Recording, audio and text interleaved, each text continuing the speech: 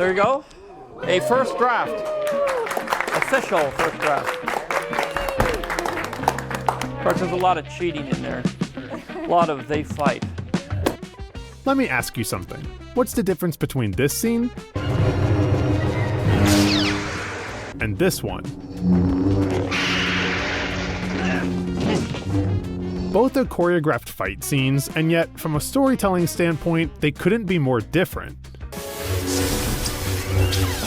Obi-Wan and Anakin's duel is a flurry of fast-paced choreography. Every movement is accomplished with such precision that it almost resembles a dance. And unlike the other duel, the choreography often clashes with the overstimulating CG environment.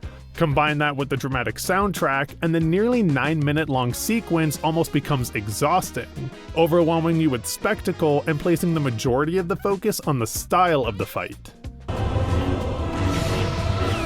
It was a challenge in the Anakin fight, because 3 or 4 minutes in, you get over the initial explosion of the fight of why they're fighting. But if you attempt to isolate the characters by muting the audio and desaturating the footage, you can very clearly see the choreography, making the whole scene feel artificial and like it's some practice session they're rehearsing. Here, he's coming to my shoulder, he's gonna cut to my head. On the other hand, the first duel between Luke and Vader forgoes the flash of special effects and hyper-precise choreography and instead focuses on the development of the characters and their personal conflict. In this particular film, the climax is really a personal climax between Darth Vader and Luke. Don't make me destroy you. In other words, it significantly propels the story forward. We can rule the galaxy as father and son. This is what separates the duels in the original trilogy from the prequels. It's the comparison of style versus substance.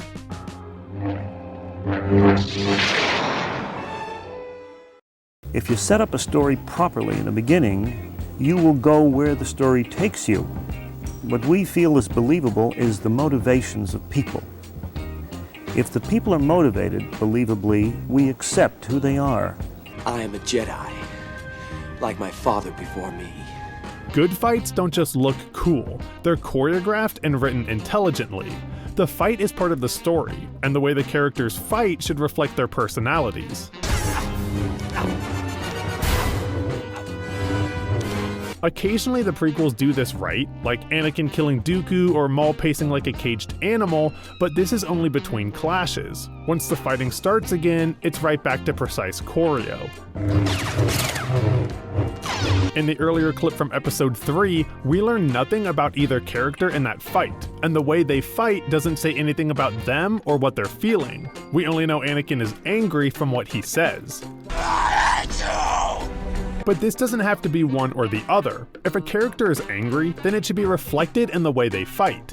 In Empire Strikes Back, when Darth Vader gets mad, he takes a two-handed approach and starts using bigger and more powerful swings, something that's mirrored by Luke in Return of the Jedi when he begins to give in to the dark side.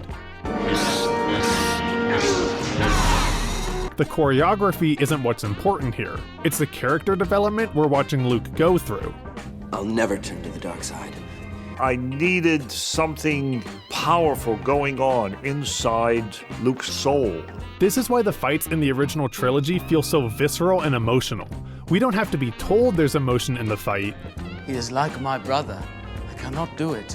Because it's shown visually through the choreography. The prequels also suffer from what I like to call lightsaber fatigue. In the prequel trilogy, there are 9 individual duels, and many other instances where they're used, and each time one is on screen, they seem to lose their impact.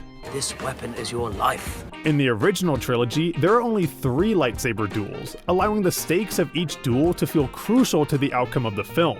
When I left you, I was but a learner. Now I am the master. It's not simply another lightsaber duel, it's the lightsaber duel, and thus they each carry with them a certain weight, which is also felt in the weapons themselves.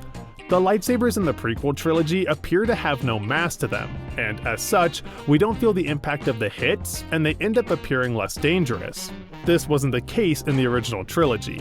George was adamant that these things were really, really heavy, that we couldn't take a hand off. They were very powerful. They had a lot of energy in them. And so that was you worked with them as if they were heavy. Essentially, they, like the duels themselves, had substance to them. And to explain this in even more detail, let's break down the duel between Luke and Vader from Empire Strikes Back. The Force is with you, young Skywalker. But you are not a Jedi yet. The duel begins with the characters on different levels, with the silhouette of Vader looming over Luke. Without a single line of dialogue, we already know who's stronger. I like this shot in particular. It's a big long lens shot. That Kirsch did stacks everything up and it makes Vader look huge and Luke look very small, very weak, and Vader very powerful. We can also see this in each of their stances. Luke has a wide base. He's on guard and ready to defend, while Vader is essentially just standing there, baiting Luke into making the first move. And while the choreography of this duel might appear sloppy, that's the entire point. Luke is inexperienced, he's clumsy, and thus he swings wildly, trying to desperately hit Vader while he effortlessly parries away each attack. And notice the way they each hold their weapons. Luke is almost always holding his with two hands, while Vader spends most of the beginning using one hand, only switching to a two-handed grip at the end when attempting to wear Luke down with raw power. Vader knows he can easily overpower Luke, which is why during one of the few breaks from fighting, and when he senses Luke is getting desperate, he attempts to get him to tap into the dark side in order to gain strength. Only your hatred can destroy me. But as Luke resists and Vader gets more angry, we see the full extent in their skill gap. Luke manages to land a hit on Vader, only for him to turn around and easily cut Luke's hand off in a single move, essentially ending the fight and severing the connection between him and his son. No, I am your father. This revelation not only shapes the entire third film's climax, but is the entire basis for Luke's lightsaber changing colors in the next movie. He's no longer fighting for his father. Why wish you become Jedi? Mostly because of my father, I guess.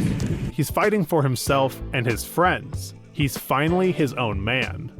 You won't convert me as you did my father. This is what separates the original trilogy from the prequels. The duels can't simply be summed up with "they fight" because there's so much development happening within them. So be it, Jedi. The prequels and the original trilogy approach duels in completely different ways, but it doesn't necessarily mean one is wrong. One chooses style, while the other chooses substance. If you only knew the power of the dark side. I actually think it's one of the things the sequel trilogy got right. The lightsabers have a weight to them, and most of the fights aren't overly choreographed. Some, though... For you, maybe it's the thrill of seeing Darth Maul activate his dual saber. For me, it's the narrative details that make all the difference. It's Vader using strength to turn Luke to the dark side in Empire, and then switching to emotion in Jedi when they're more evenly matched. So, you have a twin sister. But regardless of which one you love, I hope you at least gained a bit of appreciation for where it all began. Before the dark times. Before the Empire. I'm Master Luke. Luke, don't make me destroy you. Thanks for watching. Hey, Luke. May the Force be with you.